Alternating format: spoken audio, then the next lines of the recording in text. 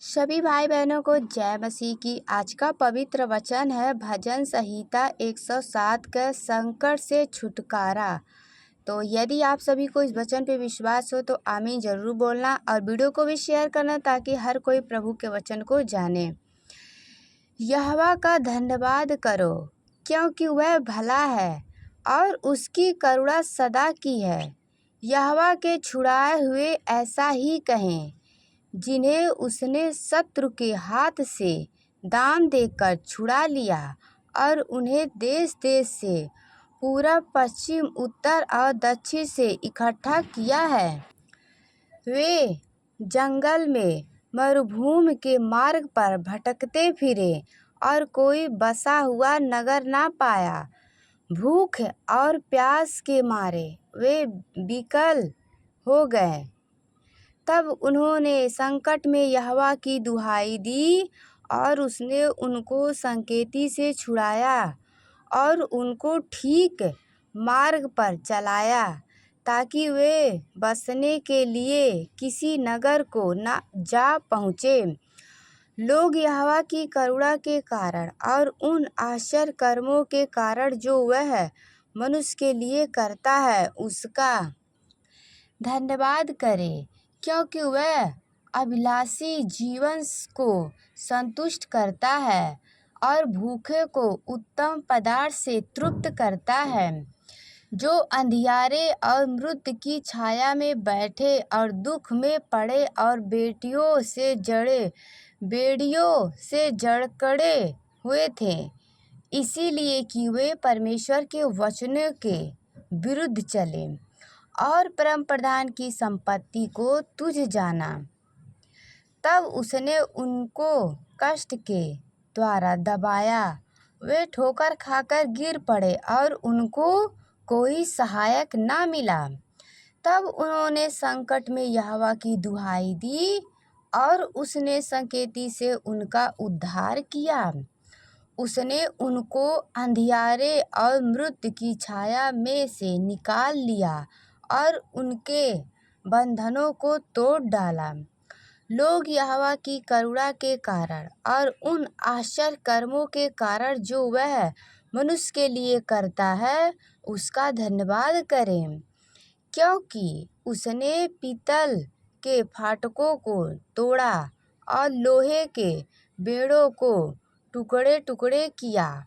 मूढ़ अपनी कुचल और अधर्म के कामों के कारण अति दुखित होता है।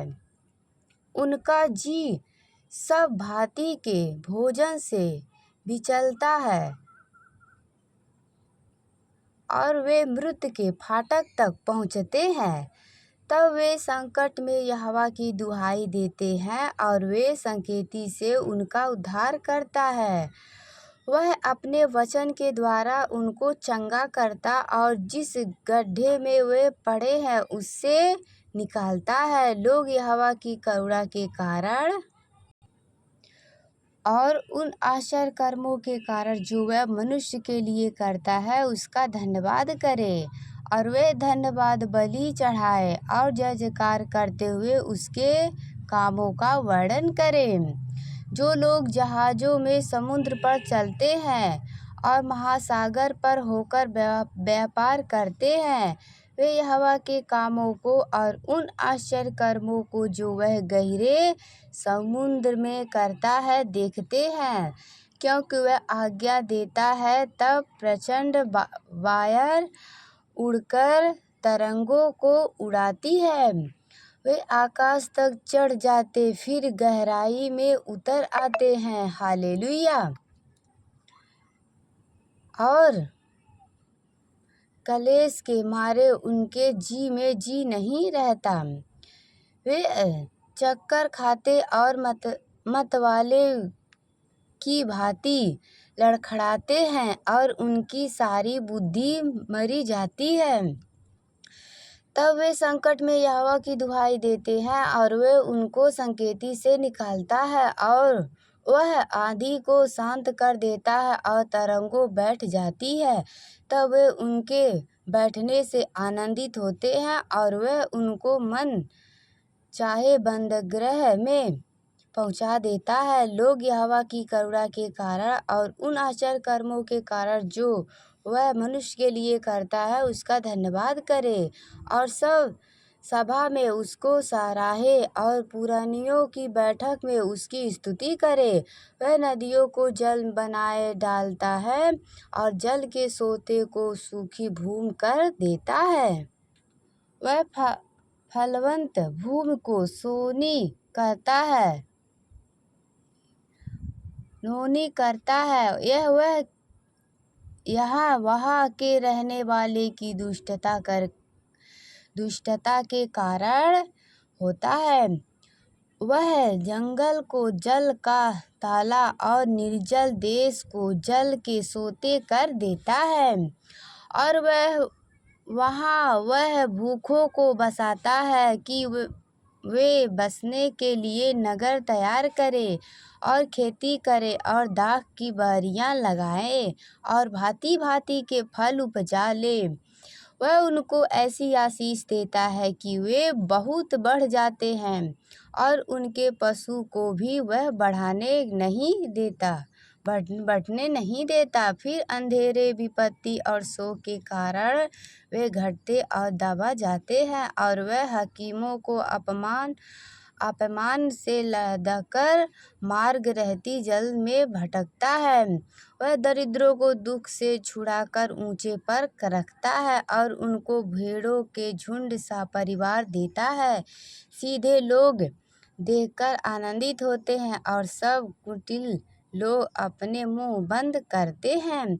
जो कोई बुद्धिमान हो वह इन बातों पर ध्यान करे और यहोवा की करुणा के कामों पर ध्यान करे। यह सामी देखिए वचन कहता है जो कोई बुद्धिमान हो इन बातों पर ध्यान करे और यहोवा की करुणा के कामों पर ध्यान करे। यह सामी यदि आप सब भी एक धर्मी व्यक्ति हैं और सच्चाई से जीवन बिताते हैं, प्रभु का वचन आपके अंदर है, परमेश्वर के वचन को, प्रभु की आज्ञाओं को मानते हो, तो प्रभु सदा आप सबके साथ है और परमेश्वर सदा आप सभी को आशीष दे। आमीन, हालेलुया। तो जितने भाई बहन वचन को सुने या विश्वास करें हैं, प्रभु सभी को आशीष दे।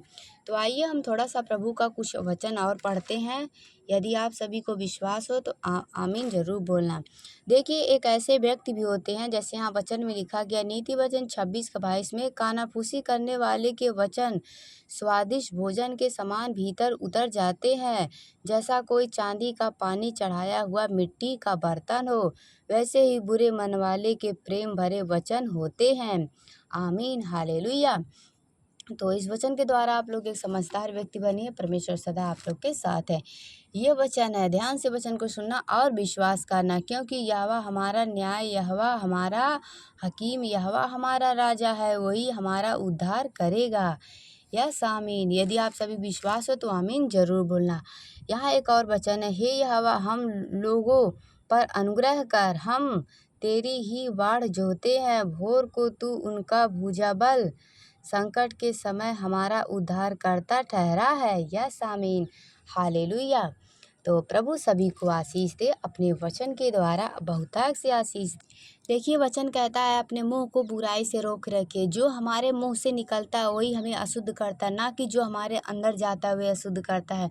जो हम अपने मुंह से ही अशुद्ध बातें बोलते हैं, जैसे किसी को गाली दे, किसी को श्राप दे, निंदा करे, इसी मुंह से कोई भी गंदी बातें बोले, क्रोध करे, ये सब हमें अशुद्ध करता है। बातें बेविचार करते। देखिए आइए हम इस वचन को बताते हैं। वचन कहता है कि सुनो और समझो, जो मुंह में जाता है वह मनुष्य को अशुद्ध नहीं करता, पर जो मुंह से निकलता है वही मनुष्य को अशुद्ध करता है। हालेलुया।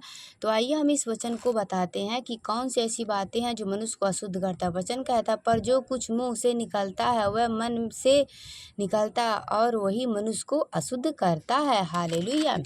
तो ये सारे अशुद्ध करने वाली बातें ये है, क्योंकि बुरे विचार, यदि आप मन में बुरे विचार रखते हो तो आप, ये वचन पूरा कहता है कि आपको ये सारी बातें अपने अंदर से निकाल दीजिए, मन से अपने मुंह को रोक रखिए बुराई पाप से, क्योंकि यही हम सबको पाप में डुबोता है। वचन कहता है क्योंकि बुरे विचार, हत्या, पराई स्त्री गमन, बेविचार, चोरी, झूठी गवाही और निंदा मन ही से निकलती है, यही है जो मनुष्य को अशुद्ध करता है। आमीन, हालेलुया। यही सब बातें हम सबको अशुद्ध करता है।